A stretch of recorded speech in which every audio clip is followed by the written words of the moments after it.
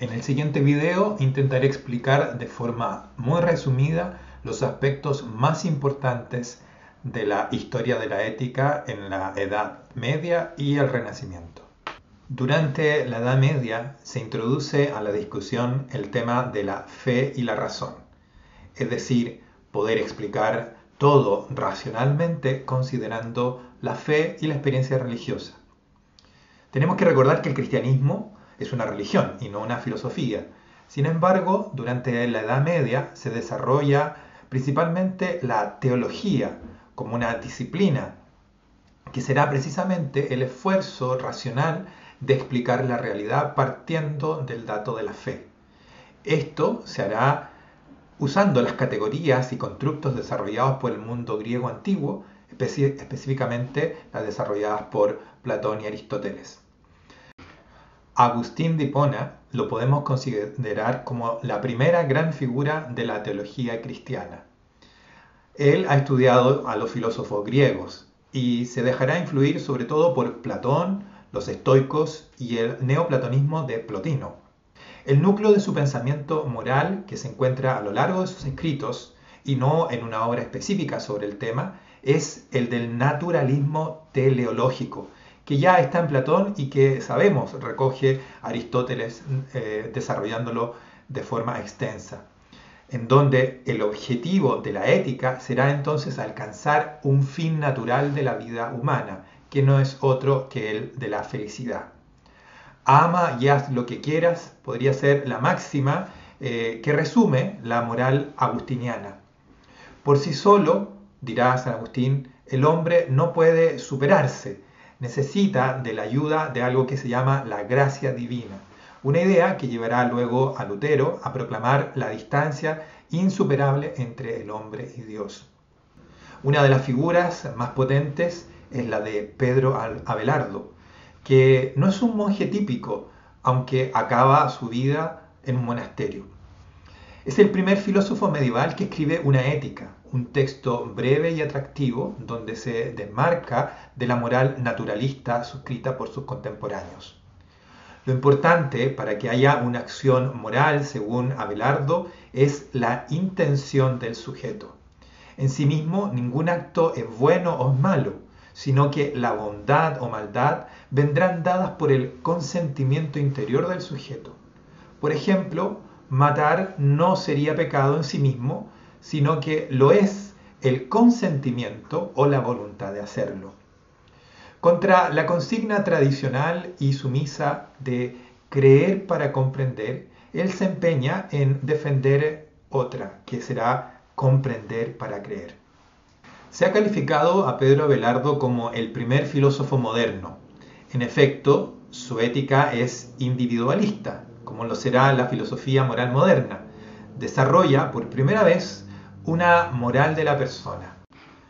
Tomás de Aquino es el mayor intelectual de su época y constructor de la gran sistemática de la filosofía escolástica. Uno de los problemas centrales ahora será demostrar que la imposición de una ley moral divina no es tal, porque en realidad esa ley se encuentra ya inscrita en la naturaleza del ser racional, aunque ésta tarde en darse cuenta. No tendría sentido que Dios impusiera una ley contraria a la naturaleza humana, por lo que hay que pensar que la ley divina y la ley natural convergen. Hay que hacer el bien y evitar el mal. Ese es el axioma del que toda ética debe partir. La ley natural para Santo Tomás de Aquino es el puente necesario que une la ley eterna o divina con las leyes humanas, que son contingentes, cambiantes y que pueden estar equivocadas. El pecado consistirá entonces en contrariar la naturaleza, ya que todo acto humano estará de acuerdo o en contra de ella. Afirmación que equivale a decir que pecar es desobedecer la ley de Dios, porque tal desobediencia viola el orden natural. A diferencia de los dominicos, propagadores de la fe y el racionalismo, los franciscanos mantuvieron hasta cierto punto el espíritu de San Francisco de Asís, su fundador, insistiendo más en los aspectos espirituales, incluso místicos, de la moral cristiana. Un representante de ello es Guillermo de Ockham, y su metáfora más conocida es la de la navaja. El dominio de la física es la experiencia y el de la ética es la voluntad. De forma que solo a partir de la voluntad podríamos explicar la ley moral. Puesto que la ley moral procede de la voluntad de Dios, bastaría referirse a ella y no dar más explicaciones. Cualquier razón ulterior sobra. Por eso el término de la metáfora de la navaja. Todo lo sobrante no es necesario. Matar o robar son acciones malas porque se circunscriben como tal en el ordenamiento querido por Dios. Así, lo bueno es bueno porque Dios lo quiere y lo malo está prohibido porque Dios no lo quiere. No habría otra explicación. Estas ideas provocan fundamentalmente problemas al momento de referirse a los poderes tanto de la Iglesia o el poder civil. Pasamos ahora a referirnos al tema del Renacimiento. Durante los siglos XV y XVI se realiza un rechazo a lo que fue la escolástica medieval y se hace una vuelta a los clásicos grecolatinos. Las enseñanzas morales del Renacimiento no se encuentran en tratados filosóficos, sino en los géneros literarios cultivados por los humanistas.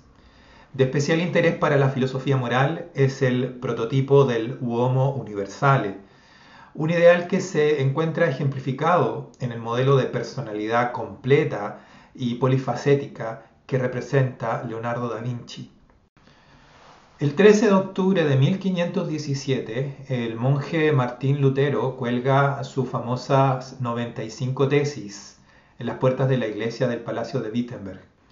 Lutero se había propuesto estudiar la teología yendo directamente a las fuentes de la religión cristiana, es decir, la Sagrada Escritura.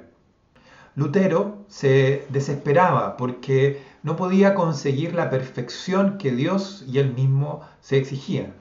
Fue esta angustia y desesperación continuadas lo que le llevó a reelaborar el significado de la relación del hombre con Dios al margen del racionalismo dominante de la teología medieval. ¿Qué debo hacer para salvarme?, fue la pregunta que reiteradamente guió su investigación, y encontró la respuesta en las teorías de Guillermo de Ockham, separando de alguna manera la fe de la razón. Solo puede confiar en Dios, quien gratuitamente lo salva. Con la reforma luterana, la moral quedó apartada del magisterio de la Iglesia porque ningún ser humano tiene atribuciones ni autoridad suficiente para erguirse en intérprete de la voluntad divina.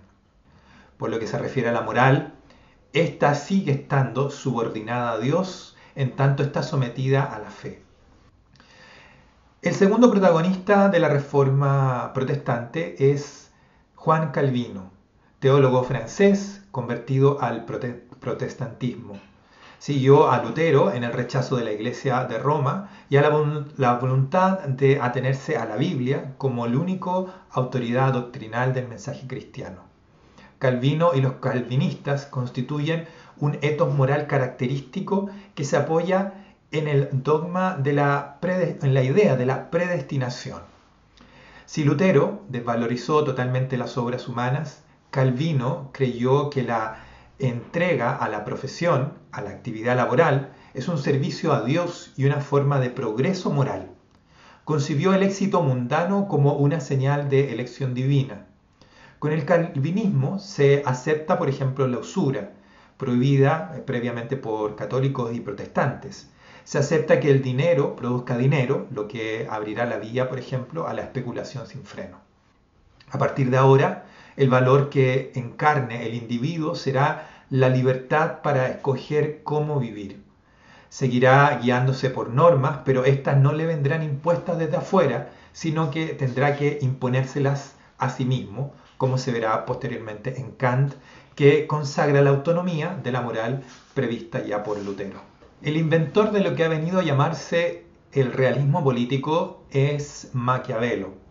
A él se le atribuye la defensa de una política sin moral, la concepción de la política como voluntad de mantener el poder a cualquier precio, la tesis de que el fin justifica los medios y de que lo único que cuenta a la hora de evaluar una acción política son los resultados.